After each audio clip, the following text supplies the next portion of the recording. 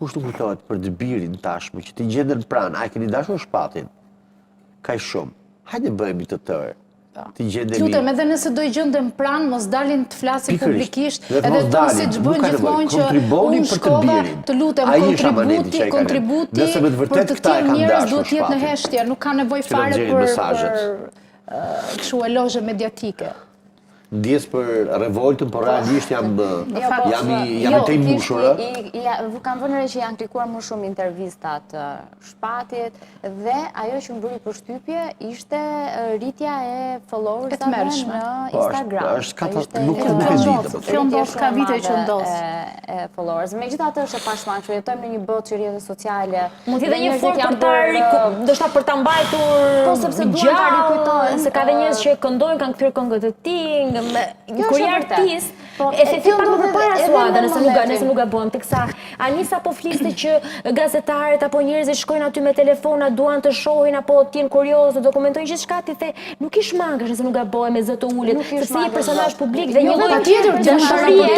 Pra ata që nuk janë aty në varrim, e ndjejnë si pjesë të familjes së tyre dhe në një farë mënyrë do donin të ishin pjesë e homazhit, pjesë e varrimit të tij, por ndoshta për t'i dhënë ata në formën e tyre ndoshta të gabuar lam të mirën e fundit. Patjetër, por janë të çmendura shifrat Greta të videove të tilla, se sa shumë shihen nga njerëzit dhe sa shumë kuriozitet njerëzit kanë për ta patur afër këtë gjë. Shet më shumë se sa lajmi që po të rritet çmimi i bukës dhe i autobusit. Kjo është e vërtetë, për këtë e konfirmoj edhe unë.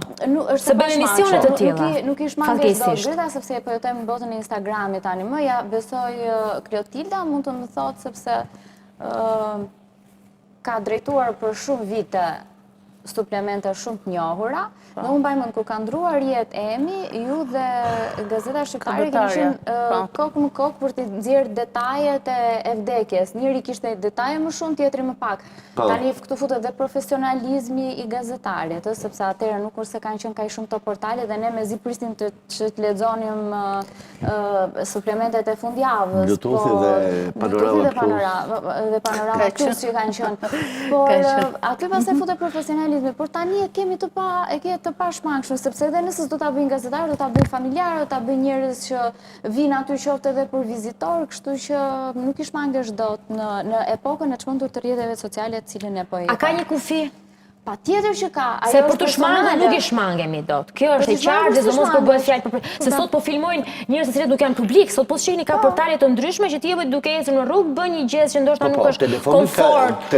Ndaj një sillë normale dhe përfundon në portale. Po flasim për personazhe që në një farë mënyrë kanë bërë një lloj marrëveshje me rrugtimin e tyre personal dhe profesional, duke bërë dhe publike fatkeqësisht ndoshta në rastin konkret tashmë që ju dalin familjarë të tyre, të cilët tashmë në një moment të tillë edhe kurioziteti publik është akoma dhe më i madh, sepse dihet në showbiz po e bëre publike dhe jetën personale për te profesionales rritet aktiviteti apo jo.